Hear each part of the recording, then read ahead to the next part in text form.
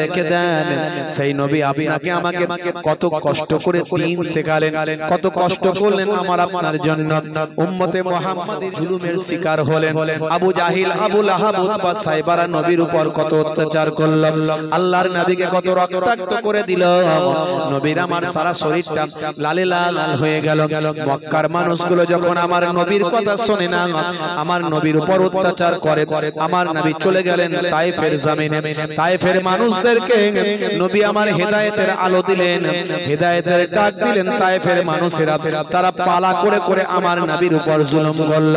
হে তরুণ যুবকেরা, হে আমার বন্ধুরা, শুনে রেখে দিন বাবা, আমার আপনার নবী একটা আঙ্গুরের বাগানে ঢুকে গেলেন। আমার আপনার নবীর সারা শরীরের রক্তে বা আমার সারা শরীরটা রক্তাক্ত হয়ে গিয়ে জুতো মোবারক, খরম মোবারকে রক্তে লাল হয়ে গেল। আমার আপনার নবীর সারা শরীরের গায়ের রক্তে জুতো পর্যন্ত জমে গেল। নবী আমার একই মাটিতে তিনবার উপর হয়ে পড়ে গেলেন। পাহাড় চালক ফারিস্তা এসে হাজির হয়ে গিয়ে নবীকে সালাম দিল। আল্লাহর নবী বললেন, না না, হে ফারিস্তারা, শুনে রেখে দাও, জেনে রেখে দাও, তুমি হলে ফারিস্তা, তোমরা হলে ফারিস্তা, আর ওরা হলো ইনসান। তোমরা পাহাড়গুলোকে জাগিয়ে নিয়ে এসে তায়েফবাসীদের ধ্বংস করতে চাও। না না, আমি হলাম রাহমাতুল লিল আলামিন। আমার আল্লাহ আমাকে রাহমাতুল লিল আলামিন বানিয়েছেন। আমার আল্লাহ বলে দিয়েছেন, ওয়া মা আরসালনাকা ইল্লা রাহমাতাল লিল আলামিন।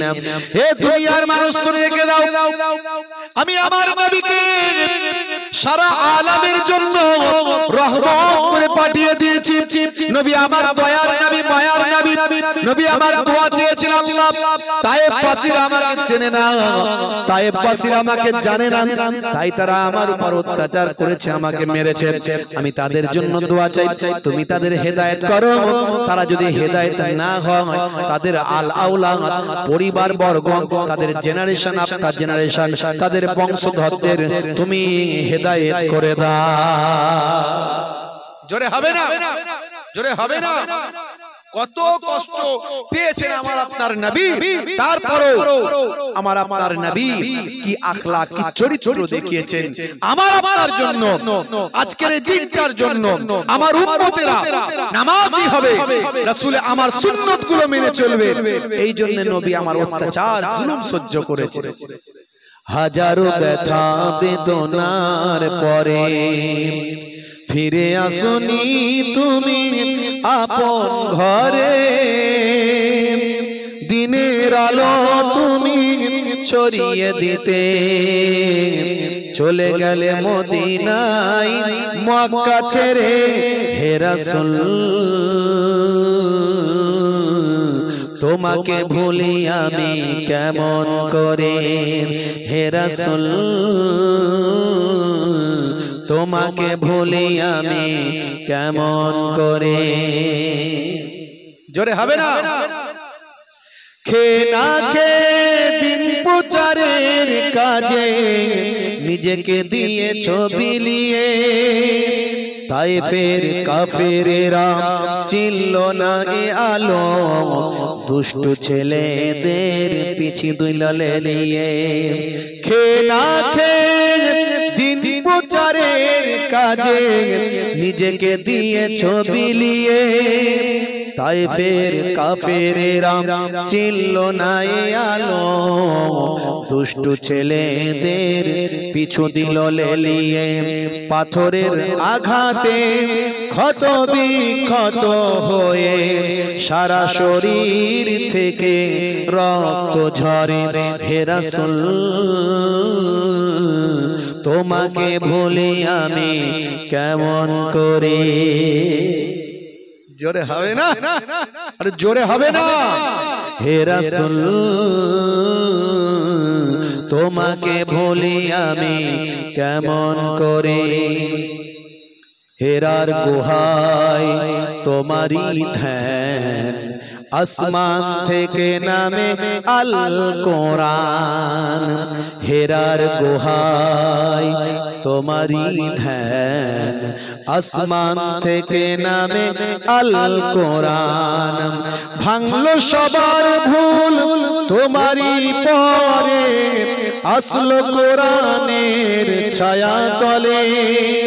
খালিদ ওমর আলী আবু বকর ইসলামী ঝান্ডা নিল যে তুলে। খালিদ ওমর আলী আবু বকর ইসলামী ঝান্ডা নিল যে তুলে। আল আমিন তুমি ছিলে যে সদা সকল মানুষের তরে, হে রাসূল তোমাকে ভুলি আমি কেমন করে। আর জোরে হবে না, আর জোরে হবে না। হাজারো ব্যথা বেদনার পরে ফিরে আসনি তুমি আপন ঘরে। দিনের আলো তুমি ছড়িয়ে দিতে চলে গেলে মদিনায় মক্কা ছেড়ে। হে রাসূল তোমাকে ভুলি আমি কেমন করে। হে রাসূল তোমাকে ভুলি আমি কেমন করে। জোরে হবে না, আর জোরে হবে না। কত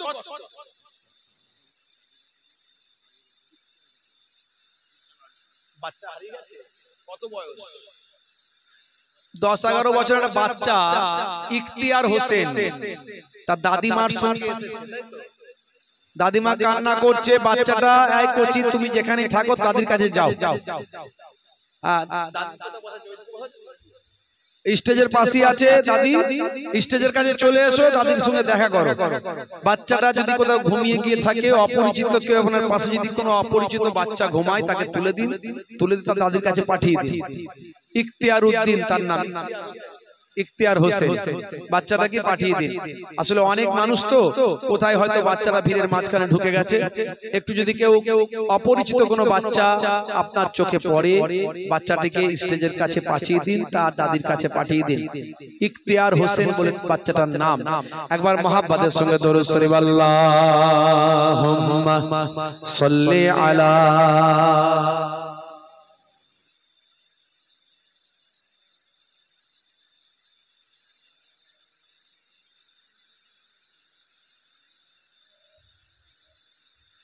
হে তরুণ যুবকেরা, হে আমার বন্ধুরা, হে আমার মুরব্বিয়ানেরা, শুনে রেখে দিন বাবা, আমার আপনার নবী এত কষ্ট অত্যাচার জুলুম সহ্য করলেন কেন?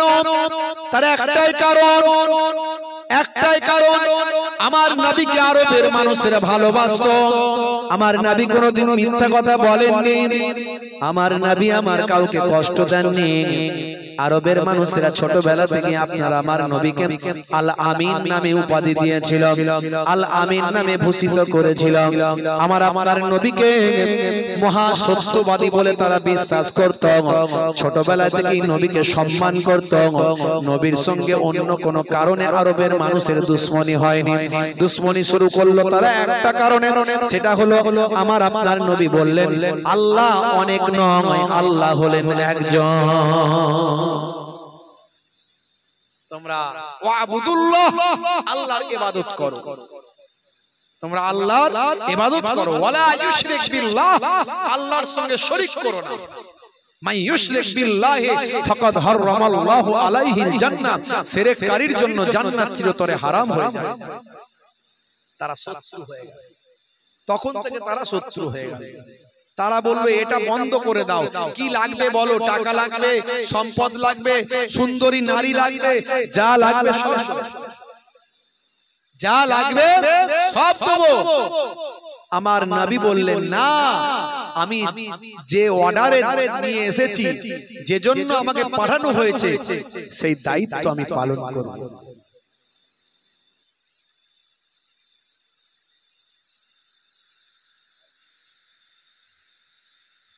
এটার নাম ইখতিয়ার নয়।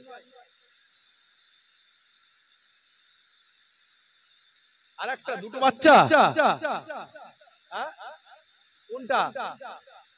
ইখতিয়ার পাওয়া গেছে, যাক আলহামদুলিল্লাহ। ইখতিয়ার বলে বাচ্চাটা পাওয়া গেছে, বলুন আলহামদুলিল্লাহ। যাক আল্লাহ। সাকিব বাবা হারিয়ে গেছে, অনেকক্ষণ ধরে পাচ্ছেন না। কত বয়স? ওই তো সাকিব। হ্যাঁ, সাকিব আপনাকে দেখছেন, আপনি সাকিবকে দেখতে পাচ্ছেন না। সাকিব দাদাকে দেখছে।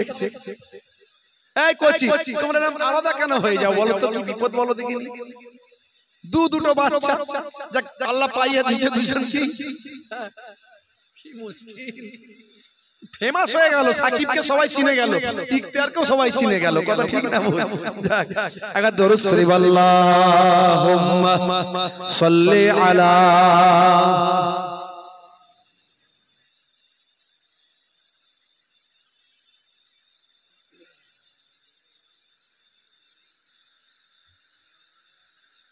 হে তরুণ যুবকেরা, হে আমার বন্ধুরা, আমার আপনার নবী আল্লাহর কথা বলার জন্য, আল্লাহর নৈকট্য হাসিল করতে বলার জন্য, আল্লাহর একত্ববাদের প্রচারের জন্য, আল্লাহর ওয়াহদানিয়াতের কথা বলার জন্য, আর নিজের সুন্নাত রাসূলের সুন্নতের কথা বলার জন্য নবী তাদের শত্রুতায় পরিণত হয়েছিল, তাদের সঙ্গে শত্রুতা তৈরি হয়েছিল।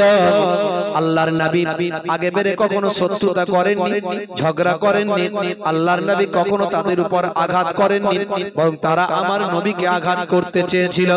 হে তরুণ যুবকেরা, আপনারা আমার নবী অনেক কষ্ট পেয়েছিলেন, অনেক অত্যাচার জুলুম সহ্য করতে হয়েছিল, সারা শরীর রক্তাক্ত হয়েছিল। তবু আমার আপনার নবীকে আল্লাহ ছেড়ে দেননি, তবু আমার আপনার নবী আল্লাহর কথা বলতে ছেড়ে দেননি, তবু আমার আপনার নবী তার সুন্নতে প্রচার করতে বন্ধ করে দেননি। হে তরুণ যুবকেরা, হে আমার বন্ধুরা, শুনে রেখে দিন বাবা, জেনে রেখে দেন। আমার আপনার নবী বললেন, এই কোরআন মাজিদ আল্লাহ প্রদত্ত কিতাব, এই কোরআন মাজিদ আল্লাহর কাছ থেকে আসছেন। ফেরেশতা জিবরাইল আলাইহিস সালাম একটু একটু করে আমাকে নির্দেশ দিয়ে যাচ্ছেন। এই ওহী আমার কাছে এসেছে, আমাকে আল্লাহ যা নির্দেশ দিচ্ছেন সেটাই তো আমি তোমাদের কাছে বলছি। হে তরুণ যুবকেরা, হে আমার বন্ধুরা, আল্লাহর কোরআন যা বলা হয়েছে সেদিন আপনারা আমার নবী যা বলেছিলেন, আজকের যুগেও সবটা বিজ্ঞান সম্মত, বাস্তব সম্মত এবং আধুনিকতার সঙ্গে সামঞ্জস্য। 1450 বছর আগে আল্লাহর কোরআন যা বলেছেন আজকের যুগে সব প্রমাণিত হয়েছে। বেশি উদাহরণে আমি যাব না। হে তরুণ যুবকেরা, হে আমার মুরব্বিয়ানেরা, সেই কোরআন মাজিদে 82 বার যে নামাজের কথা বলা হয়েছে, সেই নামাজ নিয়ে আমি কথা বলছি। বেশি কথা বলবো না, বেশি অন্য আলোচনায় যাব না। ইন্টারনেটে গিয়ে সার্চ করবেন, 20 থেকে 25 হাজার বক্তব্য পাবেন। আমি বেশি অন্য বক্তব্যের দিকে যাব না। মূল কথা যেটা বলা দরকার, যেটা বললে আজকের জলসা সার্থক হবে। সকালবেলা লাভ লোকসানের অঙ্ক যখন কষবেন, লাভের অঙ্ক বেড়ে যাবে, সেই আলোচনাটা আপনাদের মাঝখানে করি। বন্ধুরা আমার, অনেক টাকা পয়সা খরচা করেছেন, কমিটির ভাইয়েরা অনেক মেহনত করেছেন, আপনারা টাকা পয়সা সহযোগিতা অনেক করেছেন। এত বড় সুন্দর একটা জান্নাতের বাগান কবে কায়েম হয়েছে, এর হকটা আদায় করতে হবে বাবা। হে তরুণ যুবকেরা আমার, যে নামাজের জন্য আমার আপনার নবী সারা শরীরটা রক্তাক্ত হলো, যে নামাজের জন্য আমার আপনার নবী দান মোবারক শহীদ হয়ে গেল, যে নামাজকে প্রতিষ্ঠা করার জন্য সাহাবায়ে কেরামরা জীবন পর্যন্ত দিল। হে তরুণ যুবকেরা, হে আমার বন্ধুরা, যে নামাজের কথা আমার আল্লাহ কোরআন মাজিদে 82 বার বললেন, ওয়াকিমুস সালাত, তোমরা নামাজ কায়েম করো, নামাজ প্রতিষ্ঠা করো, নামাজ পড়ো, নামাজ ছেড়ে দিও না বান্দা, নামাজ ছেড়ে দিও না বান্দা, নামাজ ছেড়ে দিও না বান্দা। বন্ধুরা আমার, তরুণ যুবকেরা আমার, আমার নানাজান ছোট হুজুর কেবলা বলতেন, বাবা নামাজের কথা বলতে গিয়ে রেগে যেতেন, রেগে গিয়ে বলতেন, বাবা কি দিয়ে বোঝাবো, ছুরা আর কোদাল দিয়ে বোঝালে বুঝবে বাবা, ঝোড়া আর কোদাল দিয়ে বোঝালে তবে বুঝবে। রেগে গিয়ে বলতেন, যারা ছোট হুজুর কেবলার ওয়াজ শুনেছেন এমন মানুষ থাকলে বুঝতে পারবেন, মনে পড়ে যাবে। আমার দাদা জান মায়াপুর পীরনগরী হুজুর পীর কেবলা রাহমাতুল্লাহ আলাইহি বলতেন, বাবা দিনে রাতে 24 ঘন্টায় 23 ঘন্টা তুমি অন্য কাজ করো, 1 ঘন্টা নামাজে দাও। 5 ওয়াক্তের নামাজ পড়তে 12 মিনিট করে সময় দিলে 5 12 60 1 ঘন্টা। 1 ঘন্টা নামাজে দিলে আমার আল্লাহ তোমার 23 ঘন্টা সাকসেসফুল করে দেবে। হবে না ভাইরা আমার, তরুণ যুবকেরা আমার, আজানে লাইন আছে 11টা, আজানে লাইন আছে 12টা, আজানের লাইন আছে 12টা। ব্যাখ্যায় বলা হয়েছে 12 মাস তাই নামাজ পড়তে হবে, 12 মাসের নামাজ, সেই জন্য লাইন আছে 12টা। 50টা শব্দ আছে, 50টা শব্দ। ব্যাখ্যায় বলা হয়েছে 5 ওয়াক্ত নামাজ পড়লে 50 ওয়াক্তের সওয়াব। জোরে হবে না? 17টা অক্ষর আছে আজানে, 17টা অক্ষর আছে টোটাল। আপনি যদি আরবি অক্ষর খোঁজেন 17টা অক্ষর পাবেন। এই 17টা অক্ষরের ব্যাখ্যায় বলা হয়েছে 17 রাকাত ফরজ নামাজ আজানের মাধ্যমে আহ্বান করা হয়। 17 রাকাত ফরজ নামাজ, সেই জন্য 17টা অক্ষর আজানে আছে। আপনি 2 রাকাত ফজরের ফরজ নামাজ, 2 রাকাত, 4 রাকাত জোহরের, 4 রাকাত আসরের, 3 রাকাত মাগরিবের আর 4 রাকাত এশার, সব মিলিয়ে দেখুন 17 রাকাত ফরজ নামাজ। জোরে বলুন সুবহানাল্লাহ। নামাজ ছাড়া যাবে না। হে তরুণ যুবকেরা, হে আমার বন্ধুরা, একজন পয়গম্বরের কথা বলি, নাম হলো হযরত সুলাইমান আলাইহিস সালাম। আমার আল্লাহ তাআলা সুলাইমান নবীকে জিজ্ঞাসা করলেন, হে নবী সুলাইমান, তোমাকে আমি দুটো জিনিসের মধ্যে একটা দেব, তুমি কোনটাই সন্তুষ্ট হচ্ছ বলো? 1 নাম্বার হলো তোমাকে আমি রাজ্য দেব, তোমাকে আমি বাদশাহী দেব, এটা তুমি পছন্দ করো না? তোমাকে আমি বিদ্যা দেব, ইলম দেব, জ্ঞান দেব, এটা তুমি পছন্দ করো? বলো তুমি দুটোর মধ্যে কোনটা নেবে? হযরত সুলাইমান আলাইহিস সালাম প্রখর বুদ্ধি সম্পন্ন মানুষ ছিলেন, আল্লাহর নবী হবেন। নবীরা তো অবশ্যই তাদের মেধা থাকবে, মেরিট থাকবে, বুদ্ধি থাকবে। হযরত নবী সুলাইমান আলাইহিস সালাম বললেন, আয় আমার আল্লাহ, আমি যদি বাদশাহী, লোকে আমাকে বাদশা বলবেন, আমার কথাই উঠবে আর বসবে, আমাকে রেসপেক্ট করবে, আমাকে সম্মান করবে। কিন্তু আমি যদি ইলম না জানি, বিদ্যা না জানি, আমার যদি জ্ঞান না থাকে, তাহলে মাবুদ তোমাকে আমি চিনতে পারবো না, তোমাকে তো আমি জানতে পারবো না, তোমার সম্পর্কে আমার সঠিক জ্ঞান আসবে না। না না না, আমার রাজ্য চাই না, আমার বাদশাহী চাই না, আয় আমার আল্লাহ, তার বিনিময়ে তুমি আমাকে ইলম দান করো। জোরে হবে না? জোরে হবে না? আমি আপনি হলে কি বলতাম একটু ভাবুন তো দেখি। ওরে বাপরে, তাদের বাদশা বানিয়ে দাও, আমাকে সবার উপর লাঠি ঘোরাবো, তাই তো নাকি? আমাকে রাজা বানিয়ে দাও, সবার উপর লাঠি ঘোরাবো, আমি সবার উপর আমি প্রভুত্ব করব, আমাকে বাদশা বানিয়ে দাও, রাজা বানিয়ে দাও। 1 কম্বলে 10 ফকির, শান্তি সুখে নিদ্রা যায়। 1 কম্বলে 10 ফকির, শান্তি সুখে নিদ্রা যায়। 1 রাজ্যে 2 রাজা, বাস করা যে ভীষণ দায়। বলুন তো, রাজ্য বড় না কম্বল বড়?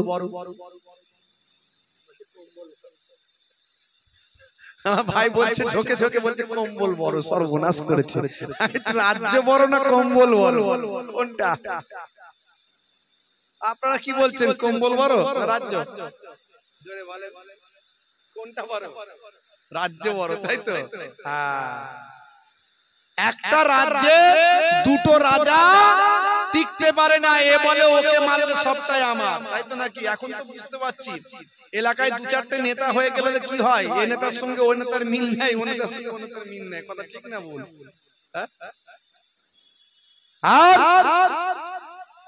যদি প্রকৃত আল্লাহ ওয়ালা মানুষ হয়ে যায় 10টা ফাকিহ এই আল্লাহর ইশকে আল্লাহর মহব্বতে এই দুনিয়ার পয়সা দেওয়া ফকির নয়, আল্লাহর দরবারের ফকির। 10 জনকে যদি একটা কম্বলের ভিতর রাতের বেলা ঢুকিয়ে দেন, ফজরের আজান যখন হবে, আসসালাতু খায়রুম মিনান নাওম,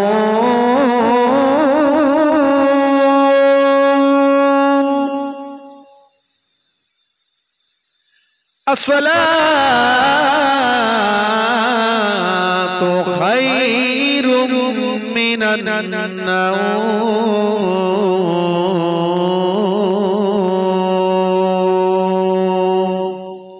মানে কি?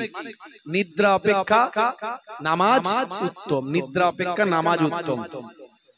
অনেকেই হয়তো ফজরের আজানই শুনতে পান না, এরকম হয় ঘটনা। তাড়াতাড়ি ঘুমিয়ে গেলে তাড়াতাড়ি উঠতে পারবেন। এইজন্য ইসলামের নির্দেশ রাত বেশি জাগবে না, তাড়াতাড়ি ঘুমিয়ে যাও, ফজরের আগে উঠে যাও, ফজরের নামাজ পড়ো, তারপরে কোরআন তেলাওয়াত করো।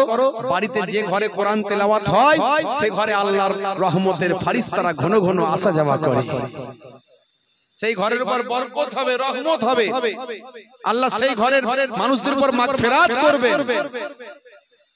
ফজরের নামাজ আপনি কন্টিনিউ পড়ুন, দেখবেন মনের শান্তি পাবেন। হে তরুণ যুবকেরা, হে আমার বন্ধুরা, শুনে রেখে দিন বাবা, জেনে রেখে দেন। হে মুসলমান, একটুখানি খেয়াল করুন বাবা, মুসলমান তরুণ যুবকেরা আমার, মুরব্বিয়ানেরা আমার, হযরতে ভাই আমার সুলাইমান আলাইহিস সালাম, তিনি বললেন, হে আমার আল্লাহ, আমাকে রাজ্য দিতে হবে না, আমাকে ইলম দিন, আমাকে বিদ্যা দিন, জ্ঞান দিন। আমার আল্লাহর বড় ভালো লাগলো অ্যানসারটা শুনে, উত্তরটা শুনে বড় পছন্দ হলো আল্লাহর। আল্লাহ বললেন, হে নবী সুলাইমান, শোনো শোনো শোনো, তোমার উত্তরটা আমার বড় ভালো লেগেছে, তার তোমার কথা শুনে আমি বড় পছন্দ করেছি, তাই তোমাকে আমি ইলম তো দেব, তার সঙ্গে সঙ্গে রাজ্যও দেব, দুটোই দেব, এবং সাধারণ নয় অসাধারণ বানিয়ে দেব। শোনো, তোমাকে আমি এমন ইলম দেব, এমন বিদ্যা দেব, তুমি সারা বিশ্বের সমস্ত মানুষদের ভাষা বুঝবে। শুধু মানুষের ভাষা নয়, সারা বিশ্বে যত জীবজন্তু পোকামাকড় আছে সকলের ভাষা বোঝার ক্ষমতাও আমি আল্লাহ তোমাকে দিলাম। জোরে হবে না? হে তরুণ যুবকেরা, কোরআন মাজিদের একটা সূরা আছে, সূরার নাম হলো সূরা নামল। এই নামল মানে হলো পিপলে, পিপিলিকা। হে তরুণ যুবকেরা, এই সূরার মধ্যে আল্লাহ জানিয়েছেন, যখন হযরতের নবী সুলাইমান আলাইহিস সালাম তার সৈন্যদের নিয়ে আসছেন, বাবা ভাই আমার, তাখতের উপর বসে বসে যখন সৈন্যদের নিয়ে আসছেন, এমন সময় পিপিলিকার সর্দার তার দলের মানুষদের বলছেন, ইয়া আইয়ুহান নাম, হে আমার পিপিলিকার দলেরা শুনে রেখে দাও, উদখুলু মাসাকিনাকুম লা ইয়াহতিমান্নাকুম সুলাইমান। হে পিপিলিকার দল, অজনুদুহুম, তাদের তার সৈন্যরা, সুলাইমান নবী এবং তার সৈন্যরা প্রত্যেকই আসছে, তোমরা তোমাদের বাসাতে গর্তেতে প্রবেশ করো, উদখুলু, তোমরা প্রবেশ করে নাও, ঢুকে যাও, তোমরা তোমাদের বাসাতে ঢুকে যাও। সুলাইমান নবী এবং তার সৈন্যরা সবাই আসছে, দেখবে তাড়াতাড়ি তারা এসে তোমাদের উপর অবতীর্ণ হবে, তোমাদের পদদলিত করে ফেলতে পারে। এই ভয়েতে ভাই আমার পিপিলিকার সর্দার তার সৈন্যদের, তার সঙ্গী সাথী, তার দলের তার দলের পিঁপড়েদের, অন্যান্য সমস্ত পিঁপড়েদের বাসার ভিতর ঢোকার নির্দেশ দিচ্ছেন। এই আওয়াজটা, এই কথাটা আমার আল্লাহ হযরতের নবী সুলাইমান আলাইহিস সালামকে শুনিয়ে দিলেন। সুলাইমান নবী পিপিলিকার সর্দারের ভাষাটা বুঝতে পারলেন।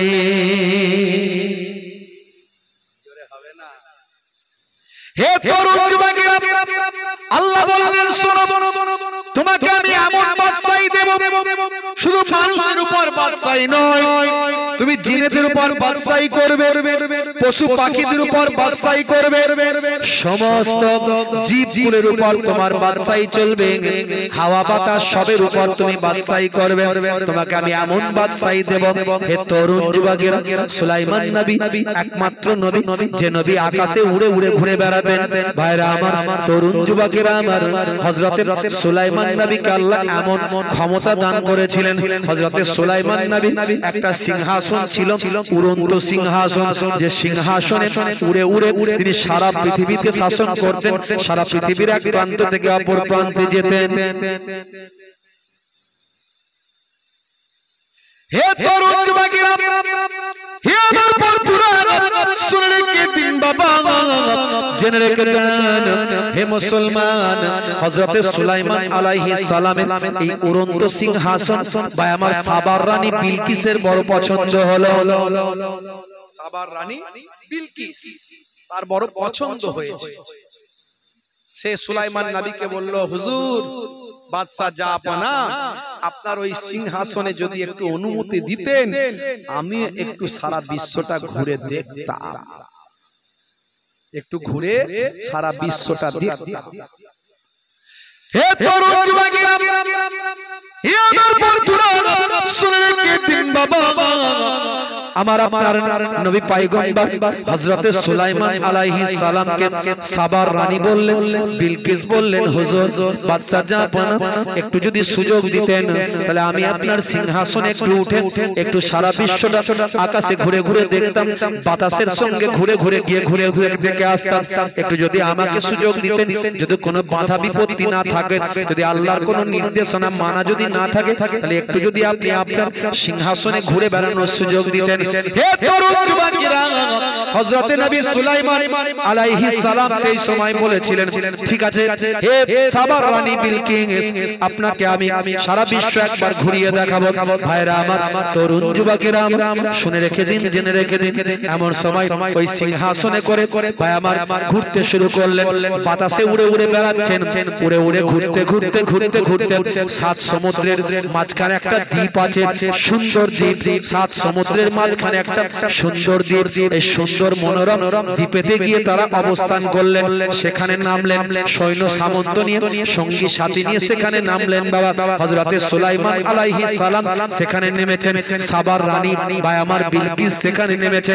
হে তরুণ যুবকেরা, সেই দ্বীপটা ছিল বড় মনোরম দ্বীপ, সেখানে ছিল বাগান, সেখানে ছিল ভাই আমার গাছপালা জঙ্গল, সেখানে ছিল ঝর্ণা, সেখানে ছিল নদী, বহমান নদী, সেখানের পরিবেশটা ছিল অত্যন্ত সুন্দর মনোরম পরিবেশ। হযরতে সুলাইমান নবী তাকিয়ে দেখেন, সেই বাবা দ্বীপের মাঝখানে এক ধারেতে কিছু ডানাওয়ালা ঘোড়া তিনি দেখতে পেলেন, যেগুলোকে লোকে পঙ্খিরাজ ঘোড়া বলে। পঙ্খিরাজ ঘোড়া সুলাইমান নবীর বলে না, যদিও ডাইরেক্ট কোরআন হাদিস থেকে পঙ্খিরাজ ঘোড়া কথাটা পাবেন না, বলা হয়েছে একটা দ্রুতগামী ঘোড়া। দ্রুতগামী ঘোড়া, যে শব্দটা এখানে ব্যবহার করা হয়েছে, জিয়াদ, আল জিয়াদ কথাটা ব্যবহার করা হয়েছে। আল্লাহ রাব্বুল আলামিন কোরআন মাজিদে, ভাইরা আমার, তরুণ যুবকেরা আমার, মুরব্বিয়ানেরা আমার, সূরা সুয়াদের মধ্যে এই দ্রুতগামী ঘোড়ার কথা সুলাইমান নবীর আল্লাহ উল্লেখ করেছে। তবে ডাইরেক্ট কোথাও পঙ্খিরাজ ডানাওয়ালা ঘোড়া কথাটা কোরআন হাদিসে তেমন পাওয়া যায় না। তবে কয়েকটা হাদিসের একটু ব্যাখ্যায় গেলে হয়তো সেরকম টাচ পাওয়া যায়। এগুলো আসমানি অন্যান্য কিতাব থেকে, রেফারেন্স থেকে পাওয়া যায় যে পঙ্খিরাজ ঘোড়ার কথাটা, যেটাকে বলা হয় ডানাওয়ালা ঘোড়া। হে তরুণ যুবকেরা, হে আমার বন্ধুরা, শুনে রেখে দিন বাবা, জেনে রেখে দেন, অন্যান্য ধর্মগ্রন্থে এই বিষয়ে উল্লেখ করা হয়েছে। বাবা বিভিন্ন ধর্মগ্রন্থে, বিভিন্ন রিলিজিয়াসের মধ্যে তাদের ধর্মশাস্ত্রে কথাটা এসেছে। বন্ধুরা আমার, এই ডানাওয়ালা পঙ্খিরাজ ঘোড়ার কথা বা আমার উড়ন্ত ঘোড়ার কথা এসেছে। বাবা যে ঘোড়া আকাশে উড়ে উড়ে বেড়ায় এবং খুব দ্রুতগামী, চোখের পালকে এক জায়গা থেকে অন্য জায়গায় যায়। হে তরুণ যুবকেরা, হে আমার বন্ধুরা, শুনে রেখে দিন বাবা, জেনে রেখে দেন। হযরত নবী সুলাইমান আলাইহিস সালাম এই ঘোড়াগুলোকে দেখলেন, বড় ভালো লাগলো, বড় পছন্দ হলো। ভাই আমার সাবার রানী বিলকিস তিনিও দেখলেন, বড় পছন্দ হলো। কিন্তু তার বাবা সৈন্যদের বললেন, দেখো তো ঘোড়াগুলোকে ধরা যায় কিনা। কিন্তু চোখের নিমিষে ঘোড়াগুলো কোথায় উড়ে চলে গেল, আর ধরতে পাওয়া গেল না। এ জওয়ান যুবকেরা, হযরত সুলাইমান নবী ভাই আমার তার উড়ন্ত সিংহাসন নিয়ে তিনি চলে এলেন। ভাই আমার নিজের রাজ্যে সিংহাসনে বসে আছেন। সঙ্গে সঙ্গে তিনি অর্ডার করলেন, তার গোলাম জিনেদেরকে হাজির হতে বললেন। সমস্ত আমার গোলাম জিনেরা হাজির হয়ে যাও বাবা। ভাই আমার দোস্ত আমার, হযরত সুলাইমান নবীর নির্দেশ পেয়ে সমস্ত গোলাম জিনেরা হাজির হয়ে যায়। সুলাইমান নবীর হাতে একটা আংটি ছিল, জানেন তো আংটি। এই আংটি আল্লাহ কুদরতি আংটি দিয়েছিলেন। এই আংটির ওসিলায় আল্লাহ এমন করেছিলেন সবকিছু সুলাইমান নবীর কন্ট্রোলের মধ্যে থাকত। এই আংটির ঘটনা আমি এর আগে বলেছি, আজ বলবো না। আজকে ঘটনা বলতে চাইনি, কিন্তু এটা একটা মাধ্যম এসে গেছে তাই বলছি। হে তরুণ যুবকেরা, হে আমার বন্ধুরা, শুনে রেখে দিন বাবা, জেনে রেখে দেন। গোলাম জিনেদেরকে বললেন, হে গোলাম জিনেরা, যাও যাও, ওই পঙ্খিরাজ ঘোড়া, ডানাওয়ালা উড়ন্ত ঘোড়া আমার চাই। সুলাইমান নবীর আন্ডারে জিনেরা থাকতো। জিনেদের উপর তিনি রাজত্ব করতেন। গোলাম বানিয়ে রেখেছিলেন জিনেদেরকে নিয়ে বাইতুল মুকাদ্দাস, জেরুজালেম, প্লাস্টাইনের মসজিদ, যে মসজিদ এখন ইয়াহুদরা দখল করে রেখেছে। ইমানদারেরা নামাজ পড়তে গেলে গুলি করে, বোমা মারে, লাঠি মারে, পেটায়। দেখেছেন না? পৃথিবীর বুকে তিনটা মসজিদ আছে, তিনটে মসজিদ, যে মসজিদে ভ্রমণ করার জন্য আল্লাহ নির্দেশ দিয়েছে। একটা হলো বাইতুল্লাহ, মসজিদুল হারাম, যেটা হলো কাবা শরীফ। কাবা, যেখানে কাবা শরীফের চত্বরে কোন ইমানদার যদি এক রাকাত নামাজ পড়ে 1 লক্ষ রাকাত নামাজের সওয়াব। জোরে হবে না? আরে জোরে হবে না? 2 নাম্বার হলো মসজিদে নববী শরীফ, আমার নবী পাকের হাতে তৈরি করা মসজিদ। ওই মসজিদে যদি কেউ 1 রাকাত নামাজ পড়ে 50,000 রাকাত নামাজের সওয়াব। জোরে হবে না? আর প্রথম কিবলা ছিল বাইতুল মুকাদ্দাস। এই বাইতুল মুকাদ্দাস হলো মুসলমানদের প্রথম কিবলা। আগে নামাজ ওই দিকেই পড়তেন আমার নবী, বুঝতে পারছেন? পরবর্তীকালে আমার নবীকে আল্লাহ নির্দেশ করলেন কাবা ঘরের দিকে মুখ করে নামাজ পড়তে। সেই বাইতুল মুকাদ্দাসে যদি কোনো বান্দা 1 রাকাত নামাজ পড়ে 25,000 রাকাত নামাজের সওয়াব। জোরে হবে না? সেই বাইতুল মুকাদ্দাস নবী সুলাইমান আলাইহিস সালাম জিনেদেরকে নিয়ে তৈরি করেছিলেন। জিনেদেরকে, হে তরুণ যুবকেরা, হে আমার বন্ধুরা, শুনে রেখে দিন বাবা, জেনে রেখে দেন। হে মুসলমান, জিনেদেরকে গোলাম বানিয়ে রেখেছিলেন, কারণ আল্লাহ তাকে এমন ক্ষমতা দিয়েছিলেন। জিন ভাই আমার, জিন থেকে শুরু করে বিভিন্ন জীবজন্তু সবার উপর রাজত্ব করতেন হযরত নবী সুলাইমান আলাইহিস সালাম। হে তরুণ যুবকেরা, হে আমার বন্ধুরা, এমন সময় গোলাম জিনগুলো বলল, হুজুর সমুদ্রে আমরা যেতে পারবো না, কারণ সমুদ্রের দায়িত্বে সেখানকার জেনেদের সরদার আছে। সমুদ্রে আমাদের যাওয়া যাবে না, আমাদের গণ্ডির বাইরে ওটা, আমাদের ক্ষমতা ওখানে চলবে না, ওখানে অন্য জেনেরা রাজত্ব করে। যদি আমরা সেখানে গিয়ে আমাদের কর্তৃত্ব ফলায়, তাহলে তাদের সঙ্গে আমাদের লড়াই হবে। তারা কে সেখানে আছে? বলে যে সরদার আছে সে আপনার ভয়ে আপনি তাকে ভয় পাইয়েছেন, আপনি তাকে ধরতে চেয়েছেন, সেই ভয়েতে সে সমুদ্রের তলায় গভীরে কোন এক জায়গায় লুকিয়ে আছে। সেই সরদারও সেখানে নাই আর তার দলবলও সেখানে নাই। কি হবে? যে কোনো ভাবে আমার ওই ডানাওয়ালা উড়ন্ত পঙ্খিরাজ ঘোড়াগুলো আমার চাই, আমার পছন্দ হয়েছে, কি করা যাবে? বলে হুজুর তাহলে দেখছি চেষ্টা করে ওই জেনেদেরকে ফিট করে, ওরাই পারবে ধরে আনলে আনতে, ওদেরকে ফিট করতে হবে, কিভাবে করা যায়, যেভাবে হোক করো। হে তরুণ যুবকেরা, গোলাপ জেনগুলো সব সমুদ্রের কিনারায় চলে গেল। তাদের মধ্যে একটা বদমাইশ গোলাপ জেন, বদমাইশ, একটু বদমাইশ টাইপের, সে বলল, হে জেনেদের সর্দার, হে সমুদ্রের দায়িত্বে থাকা জেনেদের সর্দার, বেরিয়ে এসো, বেরিয়ে এসো, আমরাও সব জেনেরা এখানে এসেছি, ভয় নাই। যার ভয়ে তুমি লুকিয়ে আছো, যার ভয়ে তুমি লুকিয়ে আছো, সেই বাদশা তিনি মারা গেছেন, আর তোমাদের কোনো ভয় নাই, আমাদেরও কোনো ভয় নাই। এসো ভাই, একসঙ্গে মিলেমিশে চলি, কোনো চিন্তা নাই, বেরিয়ে এসো। যে বাদশার ভয়ে তুমি লুকিয়ে আছো, সেই বাদশা আর দুনিয়াতে নাই। এসো এসো এসো, বেরিয়ে এসো, একসঙ্গে মিলেমিশে চলি। এ তরুণ যুবকেরা, এরকম ভাবে যখন আওয়াজ দিয়েছে একটা গোলাপ জেন, সেই সময় জেনেদের বাদশা, সেখানকার বাদশা আনন্দ করতে করতে, হাসতে হাসতে তার সঙ্গীদেরকে নিয়ে গোপন ডেরা থেকে বেরিয়ে এসেছে। এমন সময় গোলাম জেনগুলো সংখ্যায় বেশি ছিল, তারা তাদেরকে ভালো করে বন্দী করে ভাই আমার তাদের মধ্যে থেকে ওই বাদশাকে ধরে নিয়েছে, সুলাইমান নবীর কাছে হাজির করে দিয়েছে। বাবা, হে তরুণ যুবকেরা, হে আমার বন্ধুরা, এমন সময় হযরত নবী সুলাইমান আলাইহিস সালাম সেই বন্দী জেনকে বললেন, বাদশা ভাই আমার সরদার জেনকে বললেন, হে সরদার, তোমাকে একটা কাজ করতে হবে।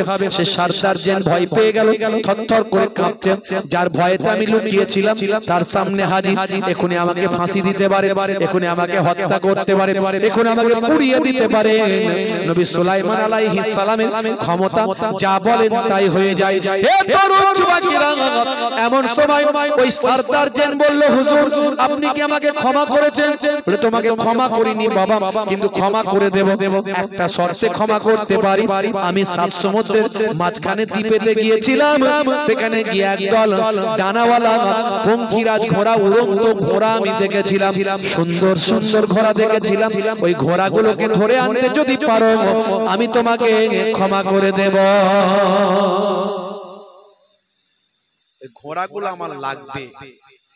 বললে, হুজুর চিন্তা করবেন না, খুব দ্রুতগামী ঘোড়া তো, তবে আশা করছি আমরা ধরে ফেলবো ইনশাআল্লাহ বলে চলে গেল। এবং সুলাইমান নবীর বশ্যতা স্বীকার করলো, তওবা করলো।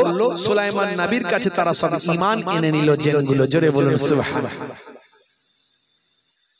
হে তরুণ যুবকেরা, হে আমার বন্ধুরা, হযরত সুলাইমান নবীর কাছ থেকে জেনগুলো চলে গেল সাত সমুদ্রের মাঝখানে সেই সুন্দর দ্বীপ, সেই দ্বীপের আশপাশে তারা খোঁজাখুঁজি শুরু করলো।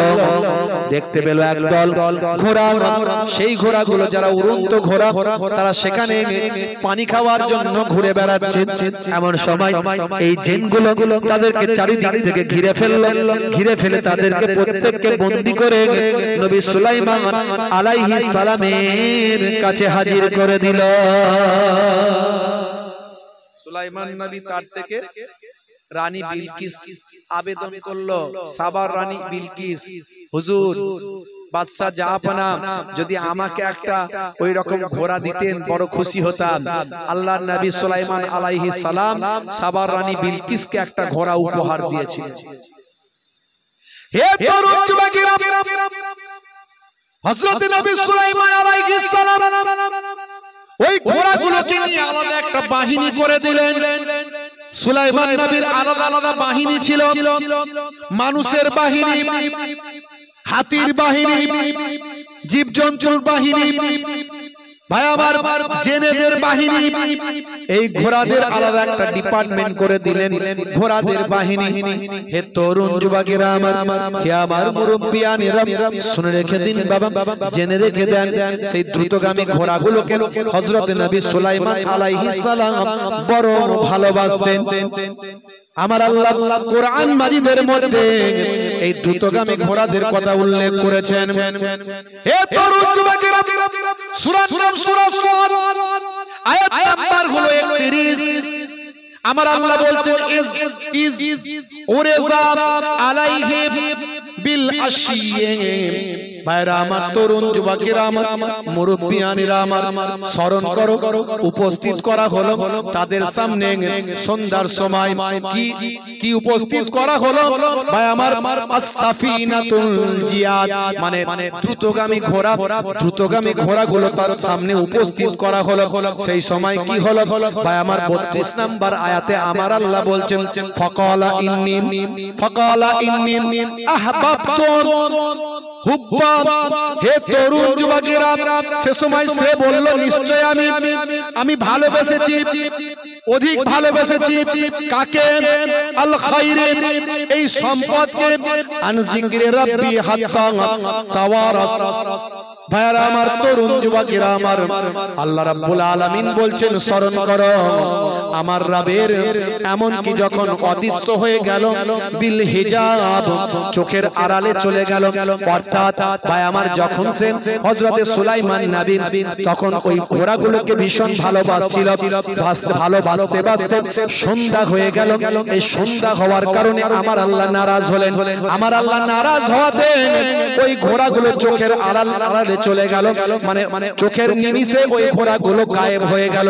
সুলাইমান নবী চোখের আড়াল কোনো জীবজন্তু হতে পারে না বিনা অনুমতিতে, কিন্তু এক্ষেত্রে ভাই আমার যেহেতু সন্ধ্যা হয়ে গেল, আসরের নামাজটা কাজা হয়ে গেল, আমার আল্লাহ নারাজ হয়ে গেল যে সম্পদের জন্য আসরের নামাজ কাজা হলো, সেই সম্পদটা সুলাইমান নবীর চোখের থেকে আড়াল হয়ে গেল। কোরআন মাজিদে সব বলে দিয়েছেন। আসরের নামাজটা কাজা করার জন্য ওই দ্রুতগামী ঘোড়াগুলো সুলাইমান নবীর চোখের কাছ থেকে চলে গেল, যাদের ক্ষমতা ছিল না সুলাইমান নবীর অনুমতি ছাড়া এক পা নড়া। সুলাইমান নবী অবাক হয়ে গেলেন। আল্লাহ বুঝিয়ে দিলেন, ফেরেশতা জিবরাইল আলাইহিস সালাম এলেন, এসে বলেন, ও নবী সুলাইমান, আপনি দুনিয়ার সম্পদ পেয়ে আল্লাহর ইবাদত ভুলে গেছেন। মুসলমান, বুকে হাত দিয়ে চিন্তা করুন, আমি এই ঘটনাটা কেন বলছি বুঝতে পারছেন? কেন বলছি বুঝতে পারছেন? আমরা দুনিয়ার বাড়ি, দুনিয়ার গাড়ি, দুনিয়ার জমি, দুনিয়ার টাকা, বউ বিবি বাচ্চা, হে তরুণ যুবকেরা, হে আমার বন্ধুরা, শুনে রেখে দিন বাবা, জেনে রেখে দেন। আমার আল্লাহ কোরআন মাজিদে বলেন, ওয়ালানাবলু আন্নাকুম বিশাইইন মিনাল খাউফি ওয়াল জু' ওয়া নাকসিম মিনাল আমওয়ালি ওয়াল আনফুসি ওয়াস সামারাত ওয়া বাশশিরিস সাবিরিন। হে দুনিয়ার মানুষ, শুনে রেখে দাও, আমি তোমাদেরকে মাঝে মাঝে তোমাদের মাল, তোমাদের সম্পদ, তোমাদের টাকা পয়সা, তোমাদের সন্তান সম্পত্তি, তোমাদের জান, তোমাদের মাল, ভাই আমার, সব কিছু মাঝে মাঝে নোকসান দিয়ে তোমাদের পরীক্ষা করি। আমি দেখতে চাই কে বেশি সবরওয়ালা, কে তাদের মধ্যে ধৈর্যশীল। হে তরুণ যুবকেরা, হে আমার মুরব্বিয়ানেরা, আমার আল্লাহ আপনার আমার সম্পদ দিয়ে, টাকা পয়সা দিয়ে, বিবি বাচ্চা দিয়ে মাঝে মাঝে পরীক্ষা নেন, আর আমরা নোকসান করেন, সম্পদের নোকসান হয়, ক্ষতি দেন, দিয়ে আমার আল্লাহ দেখেন আমার বান্দা সবর করছে কিনা, আমার বান্দা ধৈর্যশীল হচ্ছে কিনা, আমার বান্দা আমার পরীক্ষায় উত্তীর্ণ হচ্ছে কিনা। মাঝে মাঝে আল্লাহ আমাদের পরীক্ষা নেন, আমরা পরীক্ষায় উত্তীর্ণ হতে পারি কিনা। হে তরুণ যুবকেরা, আমার আল্লাহ অন্য জায়গায় কোরআন মাজিদে বলেন, তোমরা তোমাদের মালমাতা, সন্তান সন্ততি, ছেলে মেয়ে, তোমরা তোমাদের স্ত্রী বাচ্চা মালমাতা পেয়ে তোমরা যেন আমি আল্লাহ ইবাদত ভুলে যেও না। বুঝতে পারছেন? আল্লাহর ইবাদত ভুলে গেলে আল্লাহ নারাজ হয়ে যায়। সুলাইমান নবীর কাছ থেকে ওই ঘোড়াগুলো হারিয়ে গেল। সুলাইমান নবী কান্না শুরু করলেন, ক্ষমা চাইতে লাগলেন, মাফি চাইতে লাগলেন। দিনের পর দিন, মাসের পর মাস আল্লাহর কাছে সিজদায় পড়ে রইলেন। আমার আল্লাহর দয়া হলো, মায়া হলো। আমার আল্লাহ সুলাইমান নবীকে বললেন, হে নবী সুলাইমান, আমি তোমার তওবাকে কবুল করে নিয়েছি। মাথা তোলো, দেখো ওই উড়ন্ত ঘোড়াগুলো, ওই ডানাওয়ালা ঘোড়াগুলো আমি আবার তোমার কাছে ফিরিয়ে দিয়েছি। জোরে হবে না? সুলাইমান নবী মাথা তুললেন, আল্লাহর কাছে শুকরিয়া হাম প্রশংসা করলেন।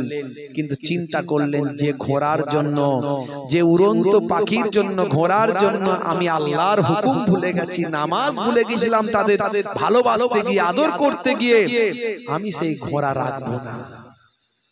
তিনি কি করলেন? ওই ঘোড়াগুলোকে সাদকা করে দিলেন, ওই ঘোড়াগুলোকে ভাই আমার সাদাকা করে দিলেন, এবং কিছু ঘোড়ার ডানা কেটে দিলেন, ডানা কেটে দিলেন, ডানা আর রাখলেন না। সেই থেকে ডানাওয়ালা ঘোড়ার আর জন্ম হয় না। কথিত আছে সেই ডানাওয়ালা ঘোড়া স্টপ হয়ে গেল, আর পৃথিবীতে ডানাওয়ালা ঘোড়া তৈরি হয় না। হে তরুণ যুবকেরা, হে আমার বন্ধুরা, আমি এই কথাটা কেন বললাম?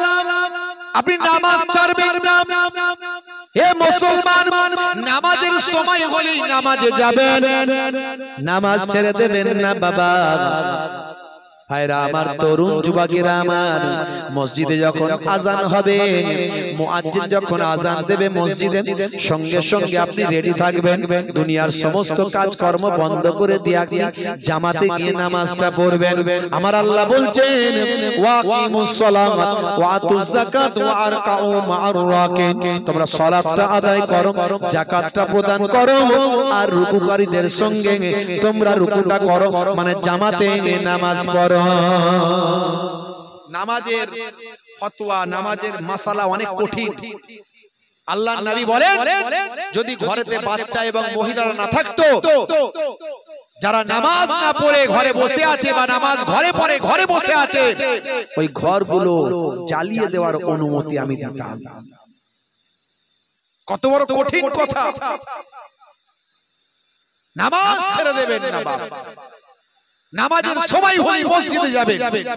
7 বছর বয়স থেকে সন্তানকে নামাজ পড়াতে হবে, 10 বছরে কান মুলে মুলে নামাজ পড়াতে হবে। নামাজে কোনো ছাড় নাই। নামাজের থেকে ভালো ব্যায়াম আর কিছু হতে পারে না। স্বাস্থ্য বিশেষজ্ঞরা বলছেন, নামাজের থেকে ভালো ব্যায়াম আর কিছু হতে পারে না। ইসলামে যা কিছু বলা হয়েছে সবের মধ্যে বিজ্ঞান, বাস্তবতা আছে, বাস্তবসম্মত, সায়েন্টিফিক। সেই নামাজের সময় হলে নামাজ ছেড়ে দেবেন না বাবা আমার, নামাজে যেতে হবে। ওয়াক্ত হলো, ওযু করো, মসজিদে চলো, খোদার হুকুম পালন করো, নামাজটা পড়ো। ওয়াক্ত হলো, ওযু করো, মসজিদে চলো, দিন রাতে 5 ওয়াক্ত নামাজ পড়লে পাবে ভাই জান্নাত। জোরে হবে না? জোরে হবে না? সুবহানাল্লাহ।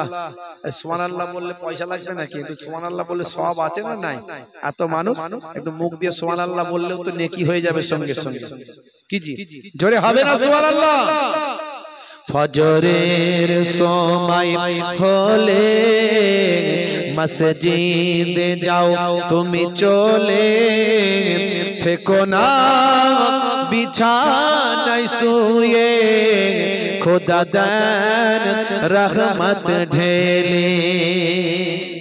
আরে জোরে হবে না? জোরে হবে না?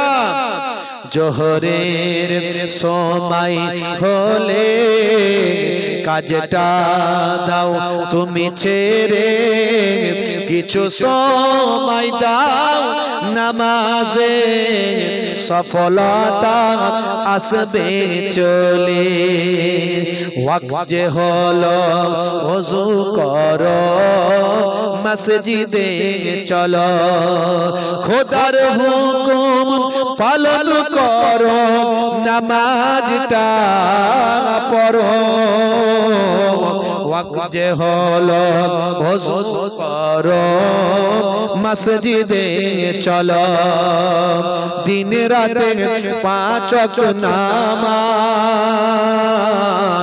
পড়লে পাবে ভাই জান্নাত জোরে হবে না আর জোরে হবে না মাগরিবের ওয়াক্ত আসিলে মসজিদে যাও তুমি চলে কবরে আযাব থেকে মুক্তি প্রভু দেবে এশার সময় হলে অবহেলা না তুমি করে নামাজে যাও তুমি চলে কবরে মুক্তি পাবে ওয়াক্ত যে হলো ওযু করো মসজিদে চলো খোদার হুকুম পালন করো নামাজটা পড়ো ওয়াক্ত যে হলো ওযু করো মসজিদে চলো দিন রাতে 5 ওয়াক্ত নামাজ পড়লে পাবে ভাই জান্নাত জোরে হবে না ভাইরা আমার তরুণ যুবকেরা আমার স্বাস্থ্য বিশেষজ্ঞরা বলছে নামাজের থেকে ভালো ব্যায়াম আর কি আছে নামাজ তো দারুণ একটা ব্যায়াম আমাকে একজন এক ভাই বলছে হুজুর আমার আর্থারাইটিসের প্রবলেম ছিল মারাত্মক প্রবলেম ডাক্তারখানায় গেলি শুধু ওষুধ দেয় আর বলে ব্যায়াম করো ওষুধ দেয় আর ব্যায়াম করো আর ফিজিওথেরাপি খালি বলে ফিজিওথেরাপি করো এতদিন ধরে এই করছি সেই করছি ওই করছি ভালো আর হয় না তখন ওয়াজ শুনলাম নামাজের মধ্যে ভালো ব্যায়াম আছে নামাজ পড়লে আল্লাহর রহমত হয় আর আস্তে আস্তে শরীরের রোগ অসুখ বিসুখ সব কমে যায় জোরে বলবেন সুবহানাল্লাহ নামাজ যদি ঠিকঠাক ভাবে পড়া হয় শরীরের ব্যথা বেদনা যন্ত্রণা অনেক উপশম হবে ইনশাআল্লাহ কমে যাবে তা আমি সেদিন থেকে একেবারে ঠিকঠাক ভাবে যেভাবে সুন্দর ভাবে রাসূলের দেখানো নামাজ সেই নামাজ পড়ার চেষ্টা করলাম অনেকে নামাজ পড়ে হাই স্পিড নামাজ আছে না না নামাজ পড়ে হাই স্পিড দুরন্ত এক্সপ্রেস বুঝতে পারছো খালি খাটা খাটা খাটা খাটা খাটা খাটা খাটা রেলের পাত যেমন সেই রেলগাড়ি গেলে খাটা খাটা খাটা খাটা করে শব্দ হয় এও যেন উঠছে নামছে বসছে মাথা ঠুকছে উঠছে নামছে বসছে মাথা ঠুকছে খাটা খাটা খাটা খাটা শব্দ মানে কখন পালাতে পারলে বাঁচি ইমানদারকে মসজিদে ছেড়ে দিলে মাছ যেমন পানিতে ছাড়লে আরাম পায় তেমন পাবে আর বেঈমানকে যদি নিয়ে এসো মুনাফিককে যদি নিয়ে এসে মসজিদে ছাড়ো সে মাছকে ডাঙায় তুলে দিলে যেমন কষ্ট হয় তেমন হবে কখন পালাবো মসজিদ থেকে কখন পালাবো চাচাও ছুটছে ছাগলও ছুটছে ছাগল ছুটে ছুটে মসজিদে ঢুকে পড়ে চাচা আমার ছুটে ছুটে এসে মসজিদের সিঁড়ির কাছে দাঁড়িয়েছে দেখছে নামাজিরা কিছু নামাজি ছাগলটাকে তাড়াচ্ছে হ্যাট হ্যাট হ্যাট হ্যাট ইস কাদের ছাগল কোথা থেকে এলো কি জানি বাবু ঢুকে বলল ছি ছি ছি সব নাপাক করে দিল আর নামাজ পড়বো কি করে আমরা সব মুছতে হবে ধুতে হবে এই করতে হবে কোথা থেকে পা দিয়ে এসে মসজিদে ঢুকেছে চাচা সিঁড়িতে দাঁড়িয়ে দাঁড়িয়ে সব শুনছে শুনে বলছে হ্যাঁ গা তোমাদের কোনো বুদ্ধি শুদ্ধি আছে বলে কেন বলে একটা অবেলা জানোয়ার একটা ছাগল মসজিদে ঢুকেছে তাকে তোমরা এমন করছো ছি থো থ্যা এই ওই সেই হ্যাঁ ভদ্রতা বলে কোনো জিনিস তোমাদের নাই কেন কি হয়েছে বলো না বলে ভদ্র হবে তাড়াতে পারোনি এত এই হবে কি করে কি হলো এই হলো সেই হলো করছো কেন ভদ্র হবে তাড়াতে পারোনি আরে ছাগলটার কোনো বুদ্ধি আছে নাকি আরে বুদ্ধি থাকলে কি মসজিদে ঢুকতো আমাকে কোনোদিন ঢুকতে দেখেছো চাচার অনেক বুদ্ধি ঢোকে না কোনোদিন বুঝতে পারছো আখেরি জামানা, ঈমান বাঁচানো বড় মুশকিল। ভাইরা আমার, নামাজ ছেড়ে দিন। হে তরুণ যুবকেরা আমার, নামাজের থেকে ভালো ব্যায়াম আর কিছু নাই। আমি অনেক নামাজ নিয়ে আলোচনা করেছি।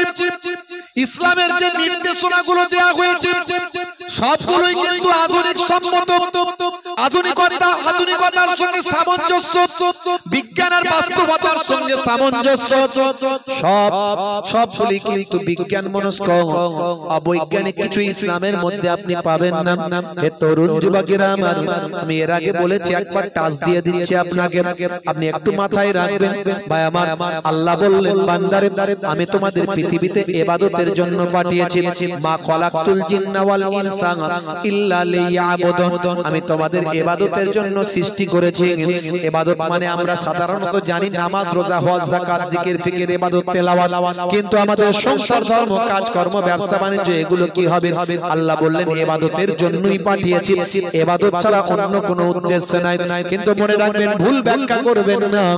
ঘুমাতে যাওয়া থেকে, ঘুম থেকে ওঠা থেকে ঘুমাতে যাওয়া পর্যন্ত যা কিছু আপনি আছেন, যা কিছু দুনিয়াদারি করেন, সব কিছু যদি নবিয়ানা তরিকায় করেন, নবীর সুন্নত মোতাবেক করেন, নবী যেভাবে কাজগুলো করতে বলেছেন সেভাবে করেন, সবটাই আপনার ইবাদত বলে গণ্য হবে।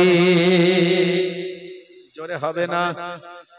হে তরুণ যুবকেরা, হে আমার বন্ধুরা, আপনি যখন রাত্রে ঘুমাবেন, ডান দিকে কাত হয়ে ঘুমাবেন। আপনি যখন ঘুম থেকে সকালে ভোরবেলায় উঠবেন, আল্লাহর নাম নিয়ে উঠবেন। আপনি যখন বাইরে বেরোবেন, তাওয়াক্কালতু আলাল্লাহ বলে আল্লাহর উপর ভরসা রেখে বেরোবেন। আপনি যখন কোনো কাজ শুরু করবেন, বিসমিল্লাহির রহমানির রহিম বলে শুরু করবেন। আপনি যখন কোনো মুসলমান ভাইকে দেখবেন, আসসালামু আলাইকুম দেবেন। কোনো অমুসলিম, হিন্দু, খ্রিস্টান, জৈন, বৌদ্ধকে দেখলে আপনি তাদের বলবেন, কাকা কেমন আছেন? ভালো আছেন। মিষ্টি ব্যবহারটা করবেন, হাসি মুখে কথাটা আপনি বলবেন। ছোটদের যখন দেখবেন স্নেহ করবেন, বড়দের যখন দেখবেন সম্মান করবেন। পিতামাতার চেহারার দিকে আপনি তাকাবেন, শ্রদ্ধার সঙ্গে পিতামাতার চেহারার দিকে দেখবেন। পিতামাতার সেবা করবেন, যখন ডাক্তার দেখানো দরকার তখন দেখাবেন। পয়সা খরচা হবে বলে অনেকে বলে আর তোমার রোগ ভালো হবে না। বাম্মা কিছু বলতে পারে না, ছেলে ইনকাম করে, বলে আব্বা তোমার আর রোগ ভালো হবে না, তুমি ঘরেতে থাকো, যতদিন বাঁচো। আর মনটা কত কষ্ট হয়ে যায়। সন্তান ইনকাম করে আর আমাকে ট্রিটমেন্ট করাতে হবে, পয়সা খরচা হবে বলে বলছে আর রোগ ভালো হবে না। অনেক নিজেরা খাওয়া দাওয়া করে, খুব ফুর্তি করে, ট্যুর করে, ঘুরে বেড়ায়। ভাই আমার, শ্বশুর বাড়ি, এই বাড়ি, আত্মীয় বাড়ি, বন্ধুর বাড়ি, সকলকে নিয়ে একসঙ্গে খায়। পুরো শ্বশুর শাশুড়ি বসে আছে, হাই রে হাই। হে তরুণ যুবকেরা, साले को मिले गोश्त रोटी, बाप को ना मिले सूखा, बीबी को लेके सिनेमा जाबे, माँ को बनाबे दासी। ये कली की ढंग देख के मेरा दिल में लगे हंसी। साला যখন আসে, বৌমা তখন হাসে। ভাই এসেছে, ভাই মার্কেট থেকে স্বামীকে আদর করে ভাই আমার তেতুলিয়া মার্কেটে পাঠায়। এদিকে আর কি মার্কেট আছে ভাই? মসলন্দপুর। ভাই আমার হাবড়া মার্কেটে পাঠায়। আমার ভাই আসছে তাই হাইব্রিড রসগোল্লা চাই, মিঠা দই আর টক দইটা এনো, কোনো অসুবিধা নাই। সঙ্গে একটা স্প্রাইটের বোতল আনো, কোনো তাতে সমস্যা নাই, ভালো হবে। ভাই ভাই এসেছে, ভাই কেলিয়া কুপ্তা বিরিয়ানি টিকিয়া বানায়। আদর করে ভাইকে গুজে গুজে খাওয়াই, তাতে আমি মোহেবুল্লাহ, আমার কোনো অসুবিধা নাই। কিন্তু পাশে বুড়ো শ্বশুর শাশুড়িটা বসে আছে, ভাই তার দিকে একটা হাইব্রিড রসগোল্লা যায় না। এমন ফ্যামিলি, এমন ঘর আছে না? না, রাগ করবেন না। হে তরুণ যুবকেরা, সেই পিতামাতার চেহারার দিকে আপনি যদি শ্রদ্ধার নজরে একবার তাকান, এটা আমার আব্বা জান, এটা আমার আম্মা জান। হে যুবকেরা শুনে রেখে দেন, পিতামাতার চেহারার দিকে একবার তাকালে শ্রদ্ধার সঙ্গে নবী বলেন, দয়ার নবী বলেন, ফিকুল্লি নাজারাতিন, প্রত্যেকটা দৃষ্টির বিনিময়ে আমার আল্লাহ তাআলা এক একটা কবুল করা নফল হজের সওয়াব লিখে দিয়ে থাকেন।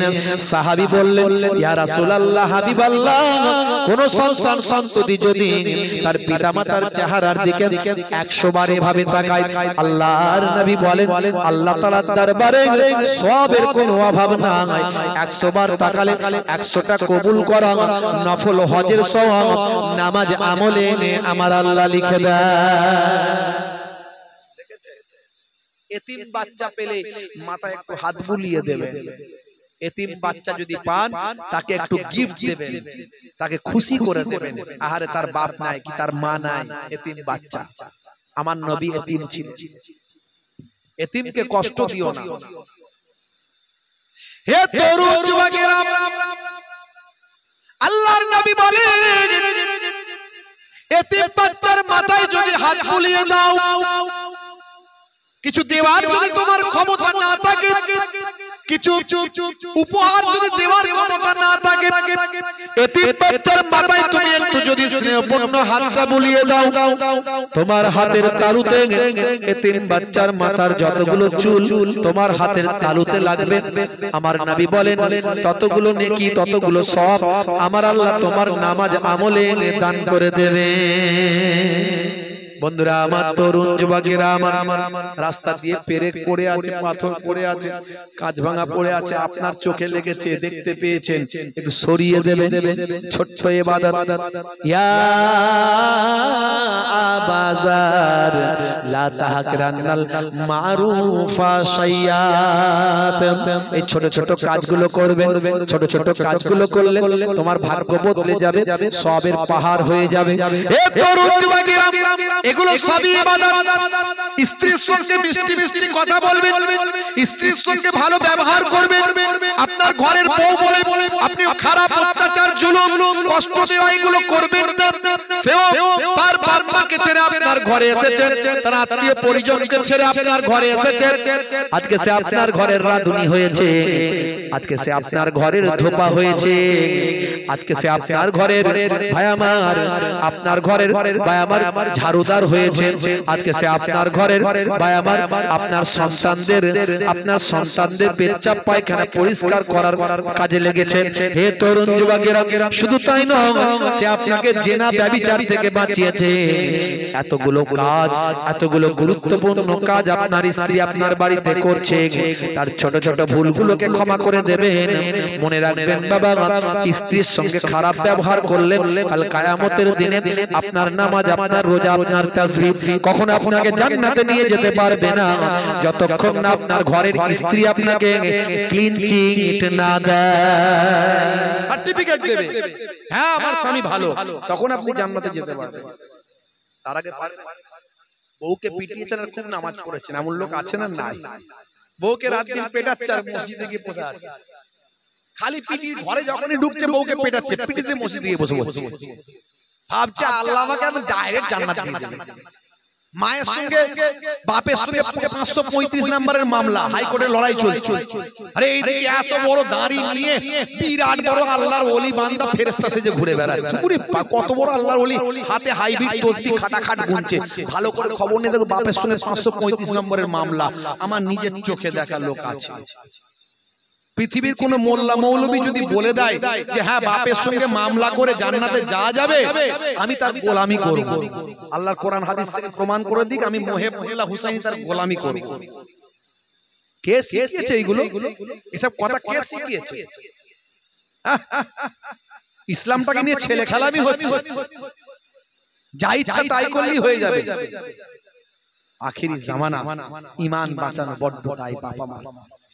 হে তরুণ যুবকেরা, স্ত্রীর সঙ্গে ছোট ছোট কাজগুলো করবেন, মাঝে মাঝে রান্নায় সহযোগিতা করবেন, মাঝে মাঝে ঘরটা ঝাড়ু দেবেন, মাঝে মাঝে বাজারে যাবেন, বাজারটা করে নিয়ে এসেন, মাঝে মাঝে নিজে বাজারটা করবেন। আপনি যত বড়ই কোটিপতি হন না কেন, নিজে হাতে বাজার করে বাজারটা যদি নিয়ে আসেন, মাঝে মাঝে যদি ঘরটা ঝাড়ু দেন, মাঝে মাঝে যদি স্ত্রীর সঙ্গে ছোট ছোট কাজগুলো আপনি করেন, হে তরুণ যুবকেরা, আপনার ছেঁড়া জামাটা ছিঁড়ে গেছে, সামান্য একটু ছিঁড়ে গেছে বলে অহংকারের জামাটাকে বাতিল করে দেবেন না, ওটাকে একটু সেলাই করে নিয়ে পরিষ্কার সুন্দর নতুন নিত্য জামাটা আছে মাঝে মাঝে পরে ঘুরলেন, সব সময় না পরেন, মাঝে মাঝে পরবেন। হে তরুণ যুবকেরা, আমার নবী বলেন এটা এগুলো হলো সুন্নাত, এগুলো করলে সুন্নতের সওয়াব পাবে। আর যে বান্দা এই আচরণ করবে তার অহংকার তাকাব্বুর থাকতে পারে না। থাকবে এরকম মানুষের অহংকার থাকবে? থাকবে না। তো সহজ না ইসলামের যে থিওরি, আপনি যদি বোঝেন, আপনার যদি মাথায় ঢোকে, আপনি অবাক হয়ে যাবেন। সত্যিকারের মানুষ বানিয়েছে ইসলাম, বড় বড় অথার পণ্ডিতেরা। আজকে আমার নবীর আশিক কেন? পৃথিবী বিখ্যাত বিখ্যাত ব্যক্তি ভাইরা আমার, Tyson, Gary Miller, Jennifer, Cassius Clay, mister ডিউ ডেভিস, মিস্টার ব্রেইন, কত নাম বলবো, হাসিম আমলা, জুনায়েদ জামশেদ, মঈন আলী খান, সানা আলী খান, আবার এই সারা আলী খান, দু একদিন আগে নিউজ হয়েছে সারা আলী খান সৈফ আলী খানের মেয়ে, বুঝতে পারছো ভাইরা আমার, তরুণ যুবকেরা, সারা আলী মেয়ে বলে আমি বললাম, জানি না বোন হতে পারে, হয়তো মেয়ে বলে আমি যতটুকু পড়েছি নিউজে। তো যাই হোক ভাইরা আমার, সব বিশ্ব নবীর ফলোয়ার্স হয়ে যাচ্ছে। কেন?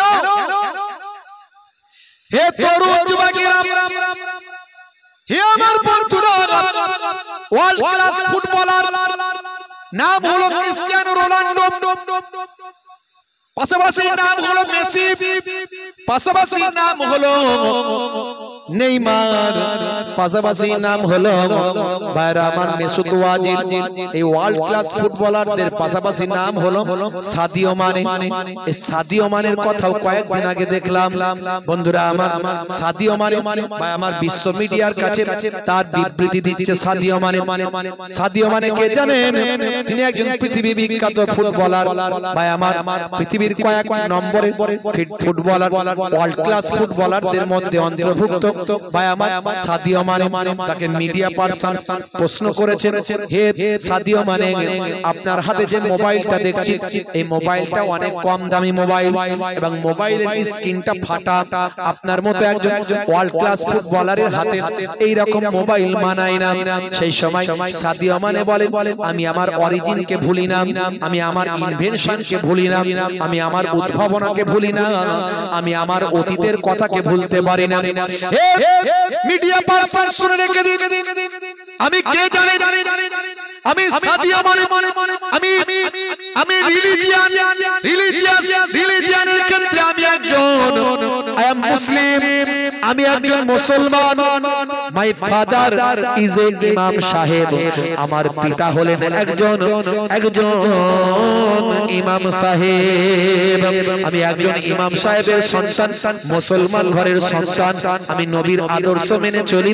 আমার হাতে যে মোবাইলটা দেখছেন সত্যি এটা কম দামি মোবাইল, কিন্তু মাথায় রাখবেন আমার আল্লাহ যা ক্ষমতা আজকে দিয়েছেন, আমি এক মাসে ভারতীয় টাকায় 70 থেকে 50 থেকে 70 কোটি টাকা এক মাসে আমি ইনকাম করি ভারতীয় টাকায়। আমার ক্ষমতা আছে, আমি ইচ্ছা করলে কয়েকটা আইফোন ব্যবহার করতে পারি, কয়েকটা ফেরারি গাড়ি নিয়ে ঘুরে বেড়াতে পারি, কিন্তু সেটা অতিরঞ্জিত হবে, দেখানো হয়ে যাবে। আমার ইসলাম দেখানো পছন্দ করে না, আমার ইসলাম অতিরঞ্জিত পছন্দ করে না। হে তরুণ যুবকেরা, হে বিশ্ব মিডিয়া শুনে রেখে দেন, জেনে রেখে দেন, আল্লাহর কোরআন কি বলছে শুনে রাখুন।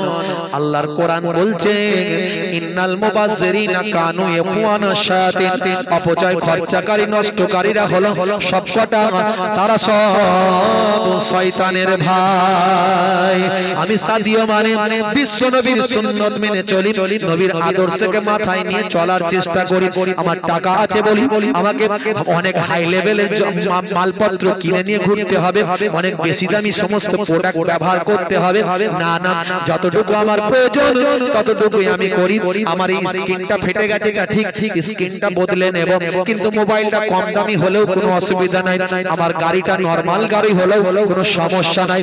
বরং আমি ওই টাকাটা কি করি শুনুন, হে বিশ্ব মিডিয়া শুনে রেখে দেন, আমি প্রতি সপ্তাহে কয়েক কোটি টাকা মানুষের জন্য, দুস্থ অসহায় মানুষের জন্য কয়েক কোটি টাকা প্রতি সপ্তাহে আমি দান করি।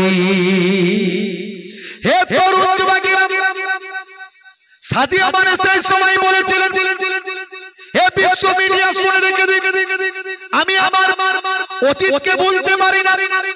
আমার বাড়ি হলো আফ্রিকা মহাদেশের একটা ছোট্ট দেশ, দেশটার নাম হলো সেনেগাল। এই সেনেগালে আমার বাড়ি। সেনেগালের রাজধানী থেকে কয়েকশো কিলোমিটার দূরে একটা ছোট্ট গরিব গ্রামে আমি থাকি। সেই গরিব গ্রামের মানুষদের আমি দেখেছি। আমি তখন ছোট, আমার দেশ তখন ফুটবলে চান্স পেয়েছে। তখন আমার দেশ গরিব দেশের মুখে হাসি ফুটেছিল যে গরিব দেশের মানুষেরা অনাহারে অর্থাহারে দিন কাটায়। সেদিন আমি প্রতিজ্ঞা করেছিলাম আমিও খেলাধুলায় বড় হব, ফুটবলে বিখ্যাত হয়ে আমি মানুষের মুখে হাসি ফোটাবো। আমি ফুটবলের কথা বলছি বলে ভাববেন না যে আমি ফুটবল খেলাকে সাপোর্ট করছি না। ব্যক্তিগতভাবে আমি ফুটবল পছন্দ করি না। যদি বলেন হয় কেন, এই জন্য যে পা বুকে লাগে, মুখে লাগে, মাথায় লাগে, গায়ে লাগে। এক মানুষের পা অন্য মানুষের বুকে।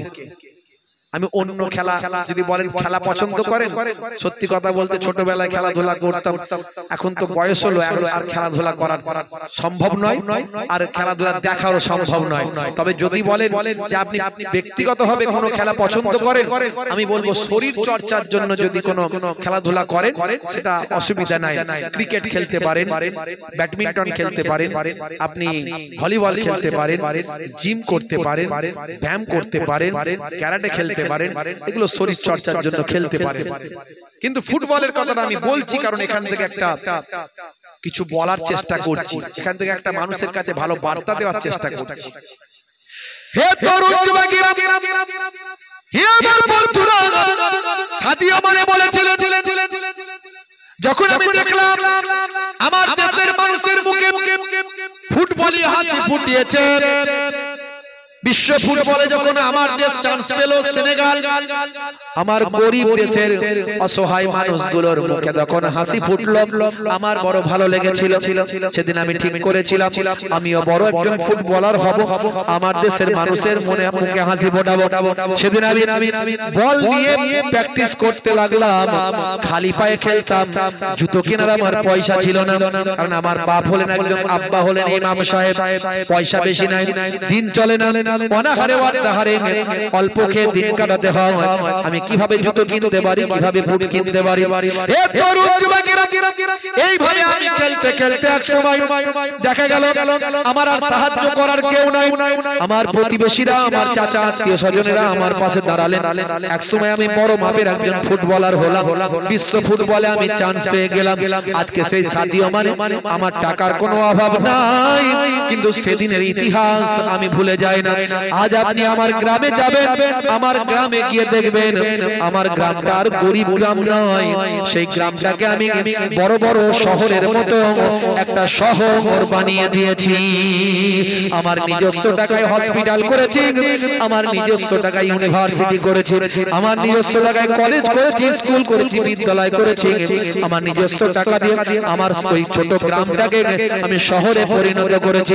এইভাবে আমি গরিবের জন্য সদকা করি, দান করি, টাকা পয়সা ব্যয় করি, আমার নবীর দেখানো পথে চলার চেষ্টা করি।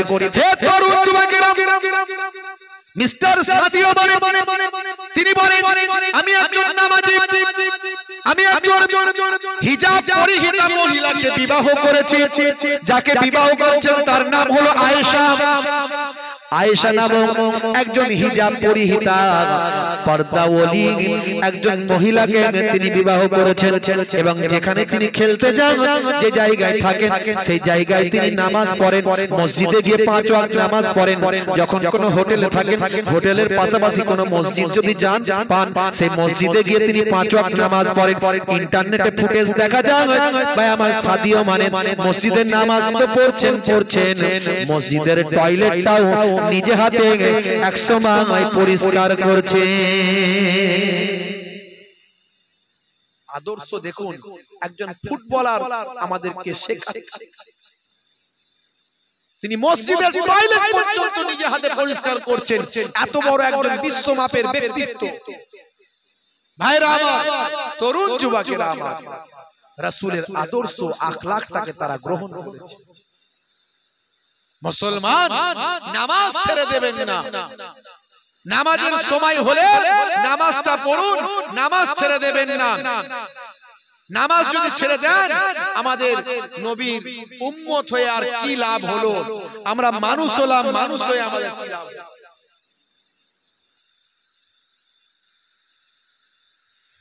ভাইরা আমার নামাজটা ছেড়ে দেবেন না সেই নামাজের সময় হলে মসজিদে এসে নামাজটা পড়বেন নামাজ ছেড়ে দেবেন না কি হবে মানুষ হয়ে কি হবে মানুষ হয়ে যদি না চিনতে পারে নিজ প্রভুকে কি হবে মানুষ হয়ে মানুষগুলো করছে দেখো খোদার ওই অবাধ্যতা দিনে রাতে নামাজ ছেড়ে ধরছে তারা পাটির ধ্বজা নেতার ওই পেছন ধরে ঘুরছে তারা বন্ধ নিয়ে যদি একটা টিকিট পাই জমবে খেলা কি হবে মানুষ হয়ে কি হবে ছেলে সেজে কি হবে ছেলে সেজে যদি না থাকতে পারে পিতা মাতার কষ্টে বসে কি হবে ছেলে সেজে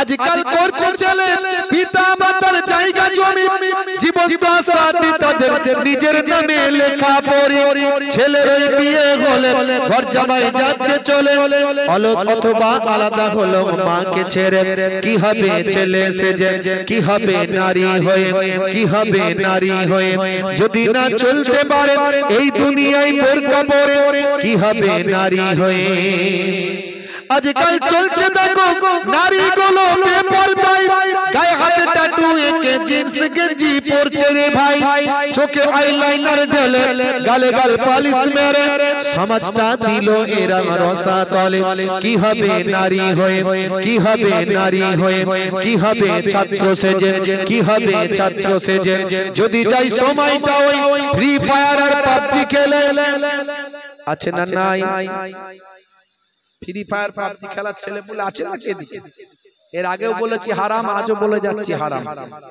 যারা খেলছে হারাম খেলছে আর সব কটা শয়তানের ভাই বলে হুজুর এমন কথা বলছেন হ্যাঁ আমি বলছি না আল্লাহ বলছেন যারা অপচয় খরচা করে তারা সব শয়তানের ভাই এরা অপচয় বুদ্ধি খরচা সময় খরচা পয়সা খরচা মোবাইল খরচা ইন্টারনেট খরচা চার্জ খরচা সব অপচয় দেখছেন না মোবাইলে এই সমস্ত গেম গুলো দিয়ে ছেলেদের মাথাগুলোকে হ্যাং করে দিচ্ছে কি হবে ছেলে সেজে কি হবে ছাত্র সেজে যদি যাই সময়টা ওই ফ্রি ফায়ার আর পাবজি খেলে কি হবে ছাত্র সেজে আজকাল ছাত্র দেখো সিগারেটের ধোঁয়া মারি বাটি চুল লাল করে কুরুক মুরগি ওরা সাজে না পরে ফাঁকি মেরে মিথ্যা বাবাকে বলে না পরে ফাঁকি মেরে মিথ্যা বাবাকে বলে লাইফে পাইপ ওরা দিল ভরে কি কবে ছাত্র সেজে কি হবে ছাত্র সেজে কি হবে হুজুর সেজে কি হবে হুজুর সেজে যদি তার কথাতে ওই সমাজেতে ঝগড়া বাড়ি যদি তার কথা ওই সমাজেতে ঝগড়া বাড়ি কি হবে হুজুর সেজে আজকাল কত হুজুর বক্তৃতা দেয় স্টেজেতে তাদের কথাই মুসলমান ভাই ভাই ঝগড়া করে হুসাইনি সবার বলে ওই হুজুর রাখবে দূরে হুসাইনি সবার বলে ওই হুজুর রাখবে দূরে যদি চাও সুস্থ সমাজ তুলতে গড়ে যদি চাও সুস্থ সমাজ তুলতে গড়ে কি হবে হুজুর সেজে কি হবে মানুষ হয়ে কি হবে হুজুর সেজে কথা ঠিক না ভুল বলে মাঝে মাঝে সময় পেলে একটু কলম চালাই, একটু লিখে ফেলেছি, কিন্তু মানুষের কাছে বার্তা দেওয়ার জন্য। বাবাজি আমার দুটো কথা বলে দিয়ে গেলাম। একটা হলো নামাজ। এত আলোচনার মধ্যে দিয়ে সেই নামাজকে, নামাজের কথাই বারবার তোলার চেষ্টা করেছি, কারণ আল্লাহ বলেছেন ইন্নাস সালাতা তানহা আনিল ফাহশাই ওয়াল মুনকার, নিশ্চয় নামাজ তোমাকে অশ্লীলতা অন্যায় থেকে দূরে সরিয়ে দেবে। আল্লাহর কোরআন।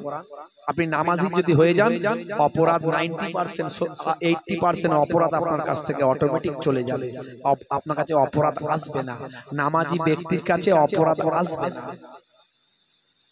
এক্সেপশন, ব্যতিক্রম একটা ঘটতে পারে, সেটা ছেড়ে দিন, ওটা বাদের খাতায়। সব জায়গাতেই, সব ধর্মে, সব বর্ণে, সব জায়গাতেই আছে, বুঝতে পারছেন? কিন্তু ম্যাক্সিমাম আপনি যদি নামাজি হয়ে যান, অপরাধ আপনার কাছ থেকে সরে চলে যাবে। আরেকটা জিনিস হলো, এই যে বিরাট কোহলি, হরভজন সিং, লিওনেল মেসি, এরা সব মুখে দাঁড়িয়ে রেখেছে দেখবেন। এখন নেতা মন্ত্রী, খেলোয়াড়, প্লেয়ার। এই গতকাল না পরশুদিন আমাদের ভারতের প্রাক্তন প্রধানমন্ত্রী মিস্টার মনমোহন সিংজি, তিনি দেখবেন মুখে দাঁড়িয়ে রেখেছিলেন, তিনি পরলোক গমন করেছেন, তাই তো? তিনি এই পৃথিবী ছেড়ে বিদায় নিয়েছেন। একজন ভারতবর্ষের পপুলার প্রাইম মিনিস্টার ছিলেন, যিনি কথা বলতেন কম, কাজ করতেন বেশি, যার সময় এত সাম্প্রদায়িক দাঙ্গা, হাঙ্গামা, মারপিট। আপনি ইনভেস্টিগেশন করুন, আপনি ভাই আমার যে সমস্ত অতীতের যে বায়োডাটা সেগুলো তুলে ধরুন, দেখুন, আপনি সার্চ করুন, দেখবেন তার আমলে এত দাঙ্গা, হাঙ্গামা, এত সাম্প্রদায়িকতা, এত খুন খারাপি তার আমলে ছিল না। বুঝতে পারছেন? তার আমলে জিডিপি কোথায় ছিল? জিডিপি অনেক হাই লেভেলে ছিল। মাননীয় প্রধানমন্ত্রী মিস্টার মনমোহন সিংজির আমলে জিডিপি অনেক হাই লেভেলে ছিল, গরিবের হাতে পয়সা ছিল। এখন গরিবের হাত ফাঁকা। দেখুন, চাকরি বাকরি, কাজ কর্ম, শুধু এই পশ্চিমবঙ্গ নয়, সারা ভারতবর্ষের দিকে তাকিয়ে দেখুন। পশ্চিমবঙ্গ তো আমরা অনেক তুলনামূলক ভালো আছি অন্য রাজ্যের থেকে। যারা অন্য রাজ্যে খোঁজ খবর নেয় না, তারা জানে না। আমরা খোঁজ খবর পাই তো অন্যান্য রাজ্যে কি চলছে, খোঁজ নিয়ে দেখবেন কি হচ্ছে, তবে বুঝতে পারবেন। আজানের ভলিউম একটু জোরে হয়ে গেছে, ইমাম সাহেবকে ধরে নিয়েছে, 2 লক্ষ টাকা ফাইন করেছে। আবার আমরা বড় বড় কথা বলি, এখানে অত্যাচার হচ্ছে, ওখানে অত্যাচার হচ্ছে। বাংলাদেশে যে অত্যাচার হচ্ছে, সেই অত্যাচারের আমরা তীব্র নিন্দা করি। আর এই পশ্চিমবঙ্গে, এই ভারতবর্ষে, পশ্চিমবঙ্গের কথা তো আমরা শান্তি, পশ্চিমবঙ্গ অনেক শান্ত আছে। এই ভারতবর্ষে উত্তরপ্রদেশ, এই যে মধ্যপ্রদেশ, এই হরিয়ানায় যেগুলো হচ্ছে, এর নিন্দা কে করবে? যারা বাংলাদেশের সংখ্যালঘুদের জন্য গলা ফাটাচ্ছেন, নিশ্চয় আমরাও সংখ্যালঘুদের নিরাপত্তার কথা বলি। ইসলাম বলেছে সংখ্যাগুরু সম্প্রদায়কে, হে সংখ্যাগুরু সম্প্রদায়, সংখ্যালঘুদের নিরাপত্তা তোমাদের দিতে হবে, সুনিশ্চিত করতে হবে। এটাই ইসলামের আদর্শ। বাংলাদেশের সংখ্যাগুরু সম্প্রদায়ের মানুষ যদি সংখ্যালঘুদের নিরাপত্তা সুনিশ্চিত করতে না পারে, তার মানে বুঝতে হবে তারা ইসলামের আদর্শ মানে না। এটা সত্য, আমরা তার তীব্র নিন্দা করি। কিন্তু মণিপুরে কি হচ্ছে সংখ্যালঘুদের, তার ব্যাপারে কবার গলা ফাটিয়েছো?